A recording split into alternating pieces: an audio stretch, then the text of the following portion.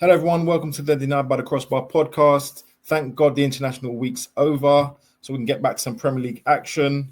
I'm Daryl, your host, and I'm joined by Touchline Lee. How you doing, my friend? You all right? Yeah, very good. Nice to see football's back already. Isn't that nice?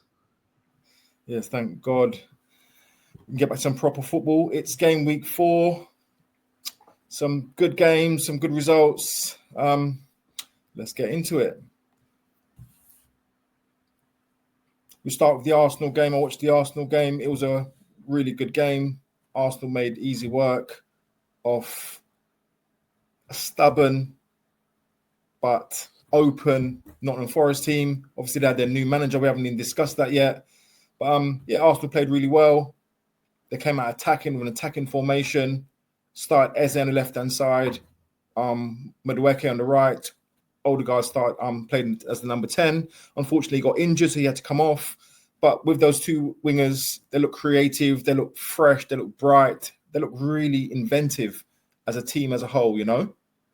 Yeah, I mean, we know what Eze's got, and we were surprised, weren't we, last match week that Eze didn't start for Arsenal, even though he was match fit and had played every game for Palace so far this season. But Madueke is one of the ones that me and you have previously spoke about on a live stream, comparing him. And I've never once doubted him. I've always said when people were dissing Madueke, I always said, well, he does everything you want him to do. Maybe his end product's not there, but I think this was a bit of a highlight. Hopefully the Arsenal fans back him a little bit more, because there was a lot of doubt there with the transfer being a bit expensive. But I think he's shown well with that assist, hasn't he? And hopefully, because of the injury situation, it means that he's got more time to play and show himself, and he can play left and right. So he should get some game time. The biggest compliment I can pay to Madueke is they didn't miss Saka, and that says a lot. He is their talisman. He is their main guy going forward. Whenever Saka's not playing, Arsenal looked devoid of ideas, if I'm really honest with you. They didn't miss Saka. Eze played really well on the left-hand side, got himself an assist. Gyökeres, who started the season, no one knew. He was an unknown quantity in the Premier League. He's not really played in the Premier League before.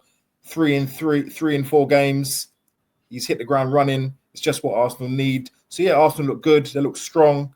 And, last week, a couple of weeks ago, I got a lot of stick in comments regarding saying Arteta that defensive mindset he came to Anfield with. But I wasn't actually having a go. What I'm trying to say is you want to win this Premier League title and get over the line. This is how you have to play. I wasn't having to go at him as a manager. I'm saying that mindset to go to Anfield. Listen, as a Liverpool fan, we've missed out on 2 titles by 1 point against Manchester City. And in both those seasons, we went to Etihad and we drew the game. I remember walking away thinking we should have won that. And it proves that if we did win those 2 games, we would have won 2 more Premier League titles. So when you go to these big games, I know they've got a good record in against the top 6 Arsenal. You still have to try and win those games. That 1 point against the top 6 rival, that can mean a lot come the end of the season, you know? Yeah, and they came out, as you said, they came out with an attacking midfielder, the Odegaard in that 10 position. He might not have ended the game, but they obviously have come out with a more attacking mindset. They've gone 1-0 up in the first half without Saka. So instantly, like you said, you're not relying on Saka there. You've got the assist from the player that's there instead of Saka, so that's good. Maybe Forest is a bit of an easier game considering the manager change, but still 3-0, clean sheet, 3 goals. Zubamendi's on fire from the international break where I think it was it 3 or 4 he scored? And then he's come in and scored. Mourinho's got a hat-trick. Oh, wrong player. Wrong player. But yeah, Zubamendi on fire scoring 2. I mean, it's everything you could ask for, isn't it? And like you said, Kieran is just the unknown quantity that's scoring goal now. So it's everything that Arsenal should be asking for.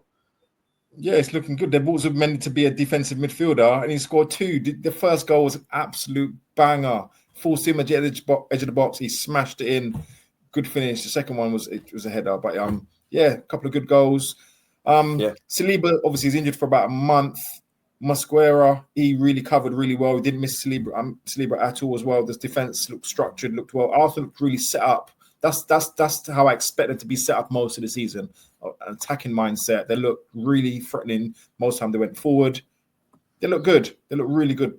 They put up a real challenge this year.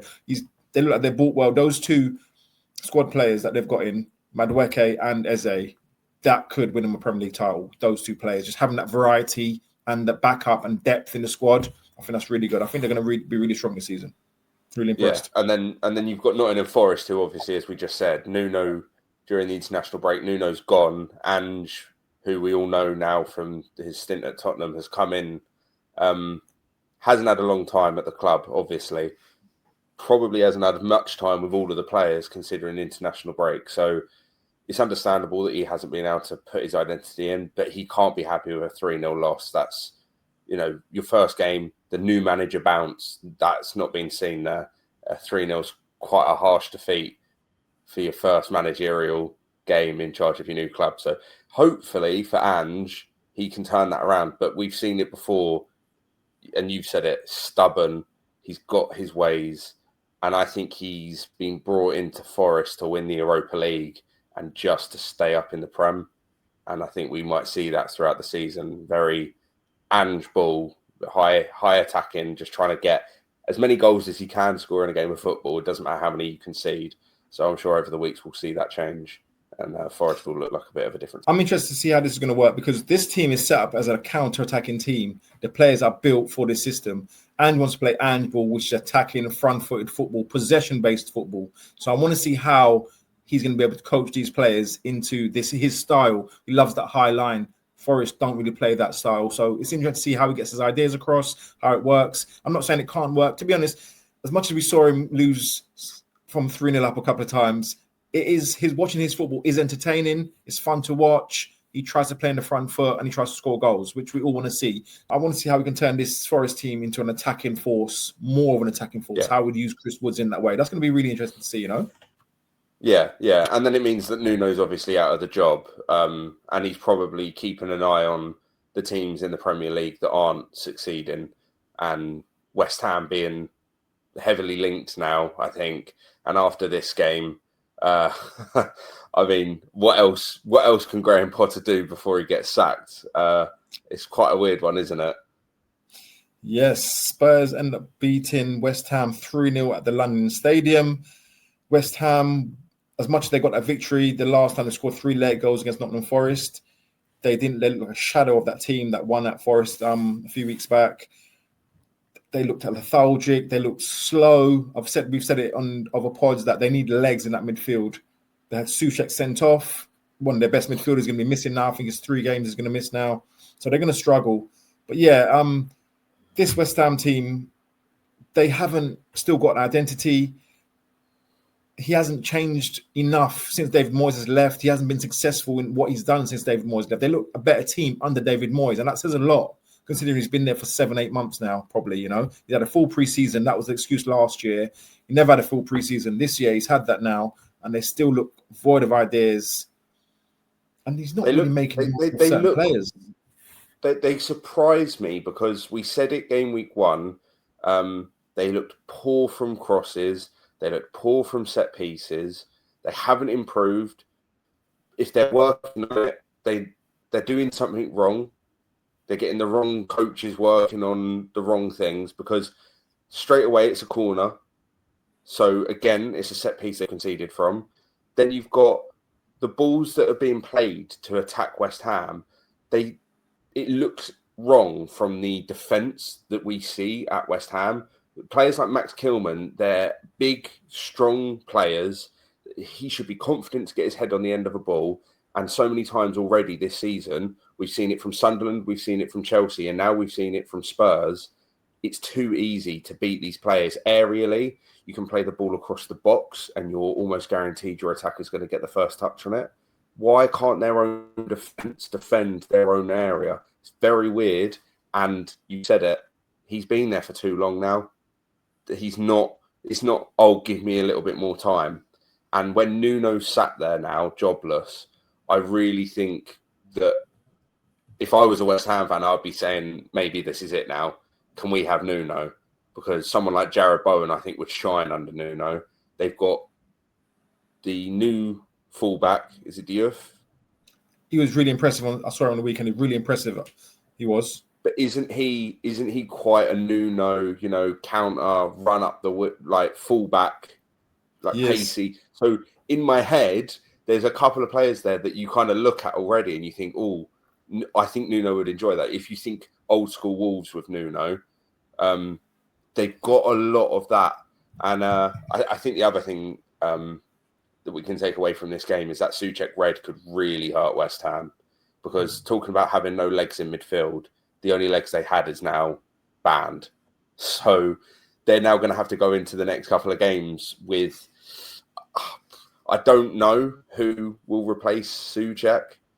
There's a couple of options, but I wouldn't be confident in their midfield being able to hold up anyone else in the Premier League. Yeah, it's going to be a struggle. I think he's on his last legs now. I think it makes it worse when you've got someone like Nuno sitting there, a quality manager that's there available. Yeah, it puts pressure on, doesn't it? He's now he's now sitting there, and as an owner of West Ham, you must now be sat there thinking, we've got an experienced manager sat there out of the job, Premier League worthy. Maybe Nuno's not interested, but I've seen links already with that, and I think it makes sense. And I just don't think Potter. If Potter now goes and wins his next game 2-0, I don't think it suddenly changes anyone's opinion of him. A lot of damage has been done. It's funny because I've got a couple of friends that are West Ham fans, and they called us from the beginning of the season. They said from the end of last season they weren't happy with the amount of changes or patterns of play or stylistically wasn't enough. That's been changed in those months. Come to the end of the season, they was blocked. One of them even said to me they're going to get relegated this season. He said that to me, and I said I don't think it'll be that bad. He said that if they stick with Potter, they're going to be in a dogfight. It could be. It's early. Sometimes you're better off changing early than waiting until Christmas and they're in the bottom three fighting already. It's a few games in. So yeah, you want your players in form, don't you? So they've come away from a 3-0 win against Forest that looked great, and they couldn't score a goal against Spurs. Not to say you should be able to score a goal against Spurs, but it's the Premier League. You can't be going into games losing 3-0 if you're trying to show that you're confident in your squad. So Potter clearly is struggling with the defensive side of the game, but he's not showing a side of attack. I mean, they have got quite a limited squad in terms of who I would expect to really shine in that squad now. It's looking thinner and thinner. And then when you're going into games like this where Jared Bowen's kept completely quiet, who are you then relying on? And then no one else is kind of shining through. So no one's stepping up.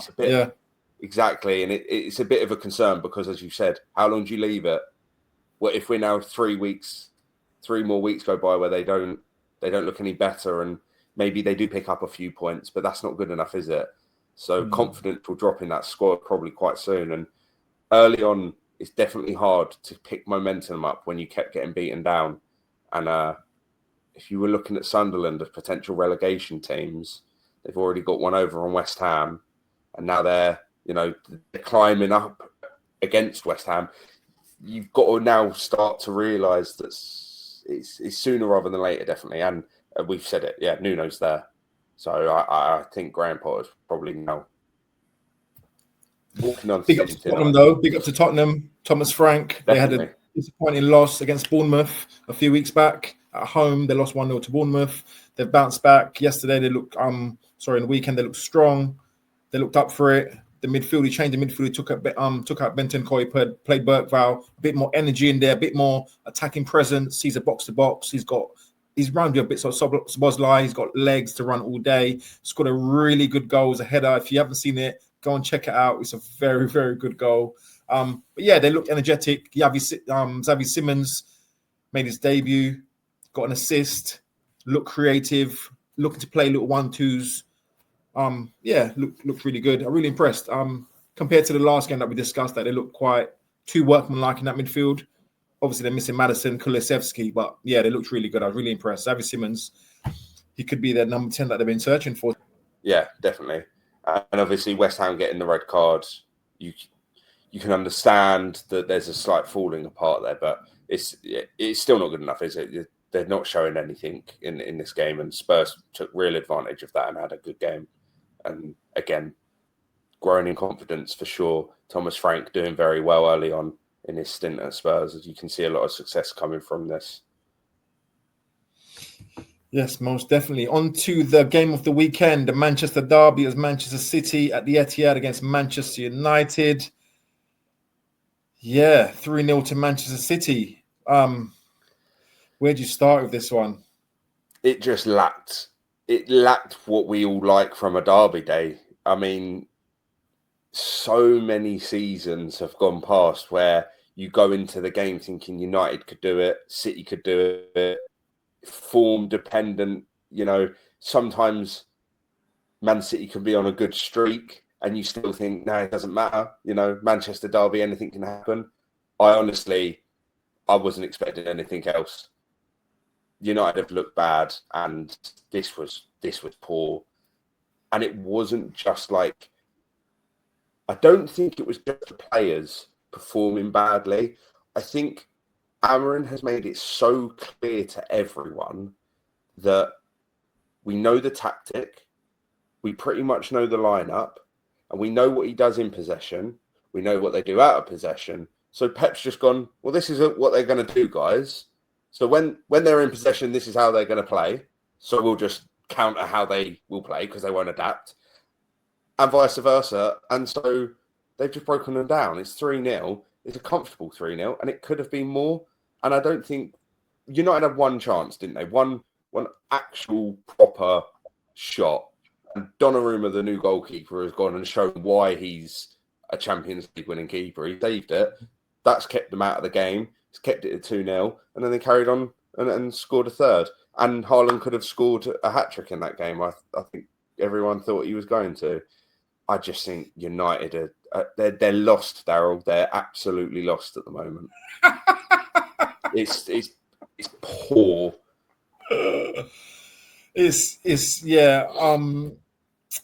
Watching that team, watching Amarim as a man, he looks like a broken man. To be honest, he looks like he's waiting to be sacked. He's stuck by his guns, and it's like he just will not retrieve. He will not change anything. He's stuck by those guns. He's stuck by that formation. I said it a few weeks back. I knew this was going to happen, as in you cannot play Luke Shaw as a left centre back because you can't. He's not got the pace. He's not got the game, the awareness about him, about that position. He's not played it enough. He might have played a few games in pre-season. For his whole career, he's never played that position. Exactly. But it's also, it's not you're asking him to play left centre-back to fill in a role in the FA Cup against so-and-so. You're putting him there in an uncomfortable position against a very, very good Man City squad in the Manchester derby away from home.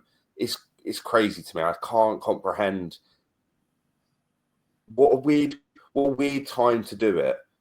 And it's unfortunate because you're looking at the first goal and he's to blame, isn't he? I think everyone sort of said it.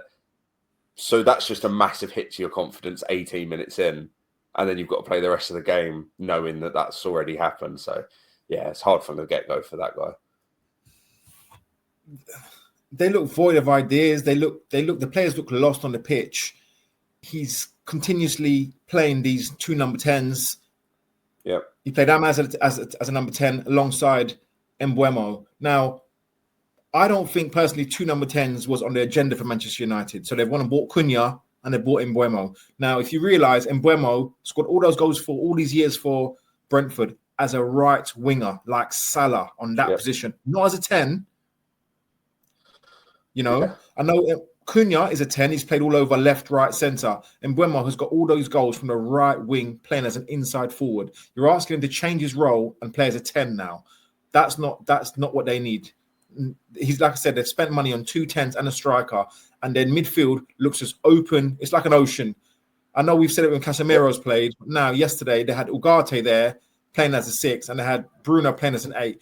Bruno Fernandes is not a number 8. He hasn't got the legs. He hasn't got the defensive awareness to be a number 8. What they should be doing is playing Bruno Fernandes as the 10, as one of the 10s, and have another body like a Kobe Mainu. When Kobe Mainu came on, he looked really good.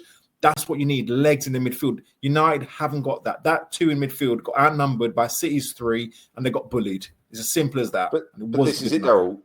The reason they're getting bullied and the reason they're getting outnumbered is because I can tell you that next week Manchester United will play 2 in midfield.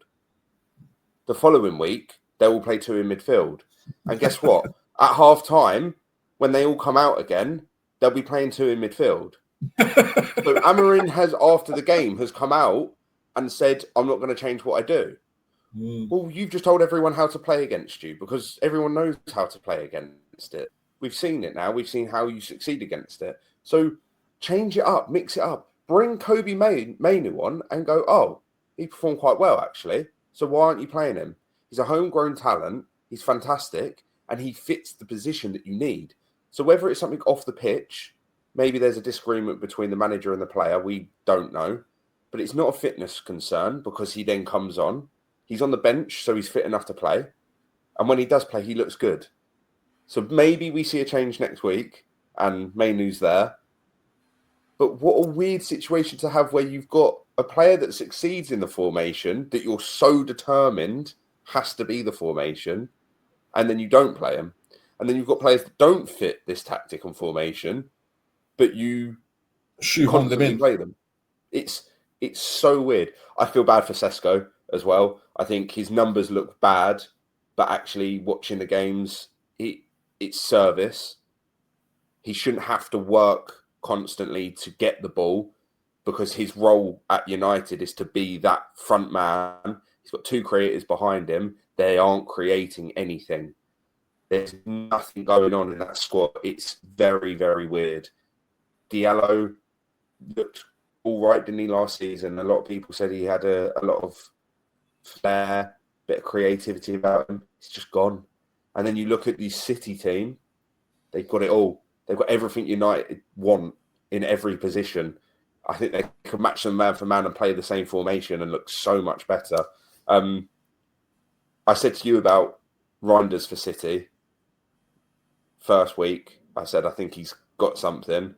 They lost against Spurs. Reinders didn't look great, but I don't think any of the City squad did. But I think Reinders again today looked quite good. Not today, but in this game, looked quite good. I do think he's a good player, and I think he's settling into the Prem well. And I do believe that they've bought the right player for what they wanted in the squad. But talking of City, Phil Foden, Pep Guardiola said it's good to have him back. Whatever happened last season is over. I'm of the understanding that it might have been a personal thing, something going on behind the scenes, in his life. Maybe an injury, maybe not. But whatever it is, Pep said he's back. The boy looked back. That celebration said a lot. And that goal was fantastic, wasn't it? Like, if he's back, it's a bit of a concern because Haaland looks good. What was that for Haaland? Number 6 in, 5. 7 days? Or 5? Yeah. How many?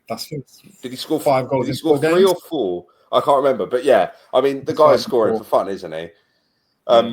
Yeah, Foden. If he is back and it is back to being Foden, then that's good news for City and bad news for the Premier League. I think he's a fantastic player. He's great fun to watch.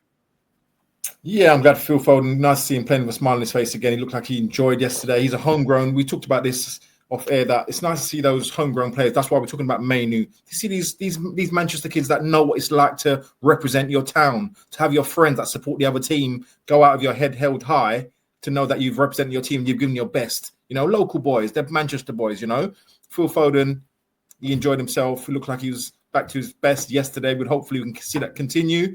But like you said, Reinders, he looked really good. Played really good in that double pivot alongside Rodri. Rodri obviously just come back to fitness as well. City looked really good, but you have to question, was it Manchester United looking so bad as well? That's part of it as well, Going back to this Manchester United point, like you said about Amad Diallo, he is one of the shining lights of that Manchester United team last year, and Dogu. But it seems like they didn't look good yesterday, if I'm honest. And it's starting to seem like those players who were still trying to flourish in under him a little bit, it looks like players are starting to lose that belief in him, in those tactics. That's what it's looked like to me yesterday. Even the good ones are starting to drop their levels now. It's like, where should we be? Fernandes is still looking around thinking, am I in the right position? It's like they don't know what they're doing yet. And they've had a full preseason. Last year it was, he's not had a full preseason. It's not his team. He's bought players. He's been training all summer and they still look like they're lost. They still look like they don't know what they're doing, where they should be, in the right positions. He moved Amad Diallo from a number 10 to a right wing back. Yeah. And you're just sitting there thinking, what's going on? Is he okay? But this is it. Yeah, Karen. I don't know if you saw it in the press conference. He one of the press guys asked him, one of the journalists asked him, "You're making your team so easy to play against," and he said to the journalist, "Define easy, mate. You've just lost 3-0 to your neighbours. You've been thrashed 3-0 by your neighbours, and you're asking the guy to define easy. You getting run through 3-0, and it could have been 5. That's easy." You haven't put pressure on the game. There was no threat, was there? At 2-0, they had an opportunity. That was their opportunity. They didn't score. What else was there? That's what easy is. 3-0. 3-0 is a good win. We saw Spurs beat West Ham 3-0. What are we saying about West Ham? Sack their manager. Get someone new in before it's too late. Spurs beat West Ham 3-0. Well, City beat United 3-0. That is the Premier League. You don't lose 3-0 when you're going for what? I don't know. What are they going for? Top 6? United? With a push. Top 10? No. What are they going for? They're not going for top 10. They want European football, don't they?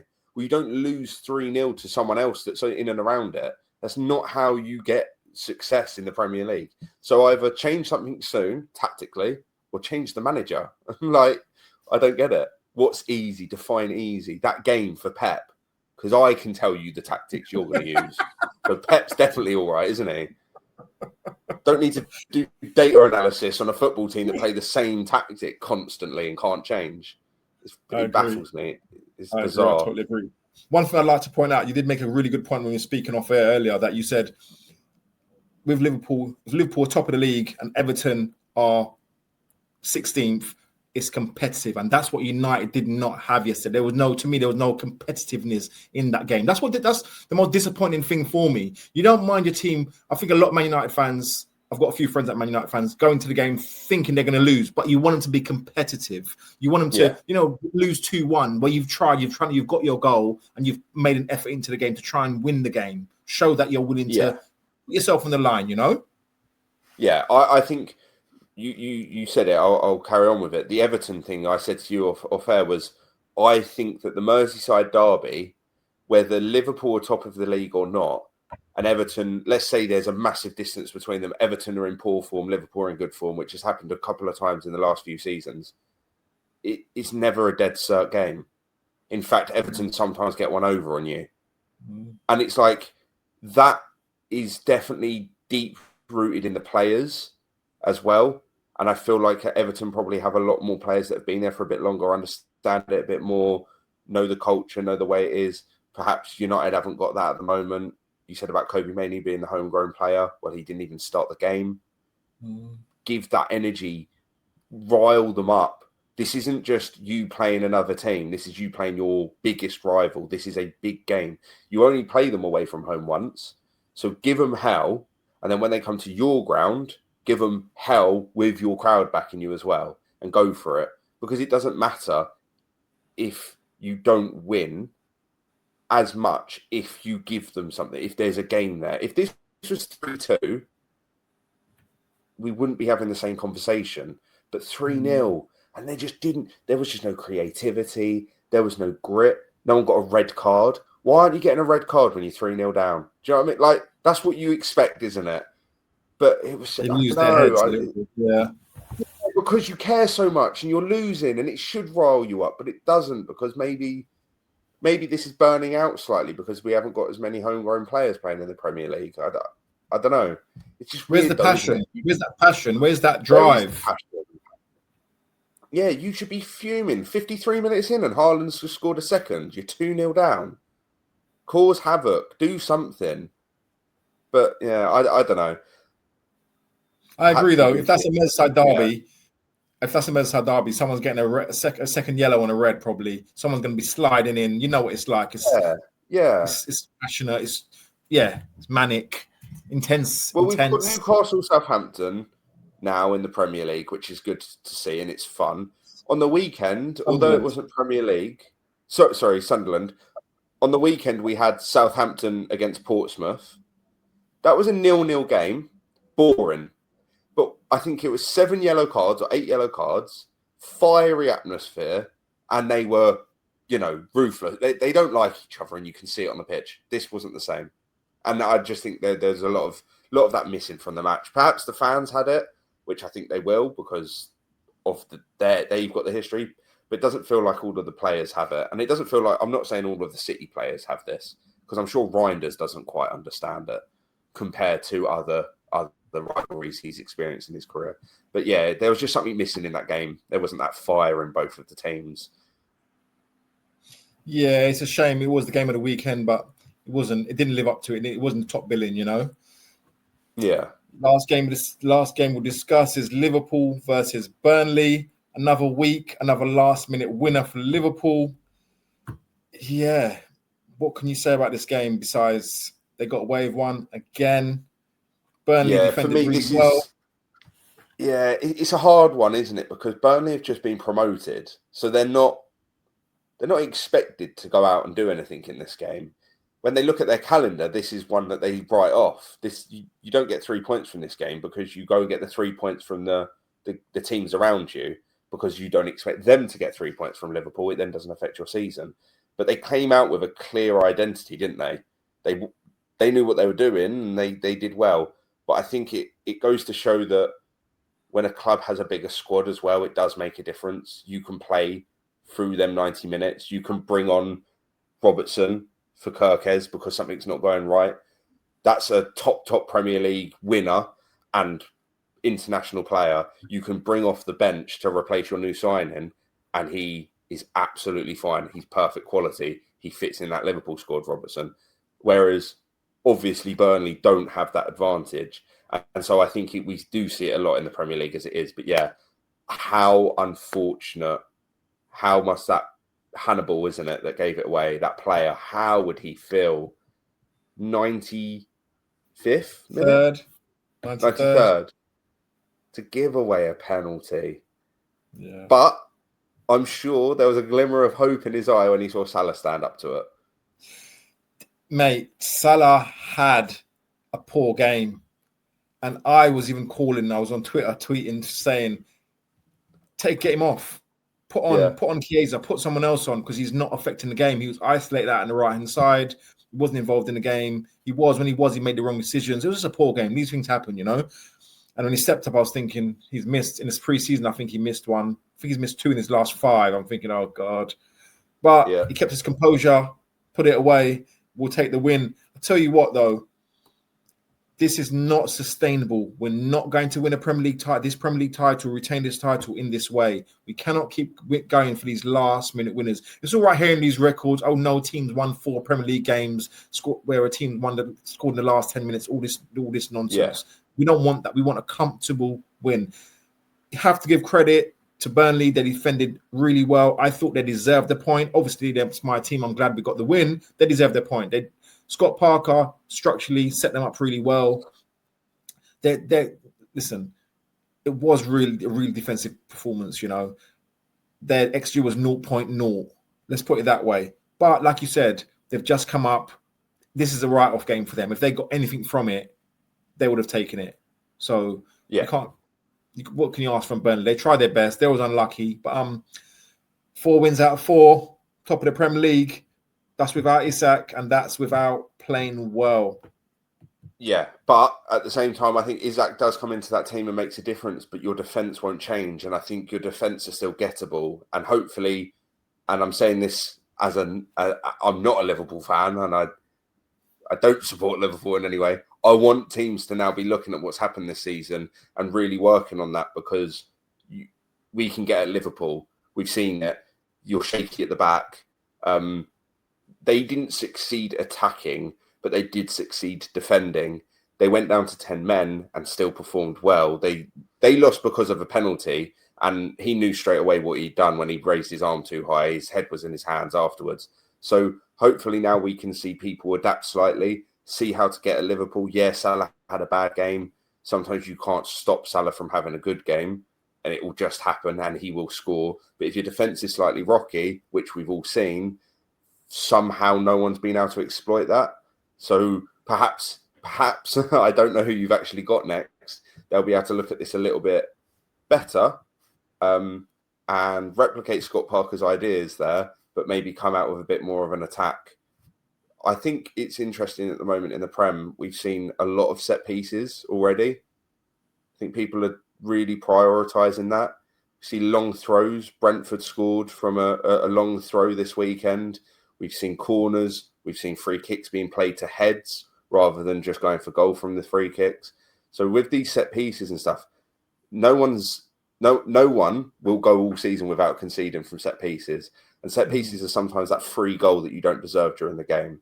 And I think Liverpool could struggle when this starts to get used a little bit more against them. You haven't faced these teams that are currently really pushing for these set pieces as much. I know Arsenal are one that are enjoying set pieces at the moment, but the likes of like Brentford, like I said, with that long throw, is something that takes away from the creative side of like Liverpool and how you're very like prestigious club, say. Whereas I think long throws are quite a gritty, lower league, lower tier English football thing. And I think it does change it up.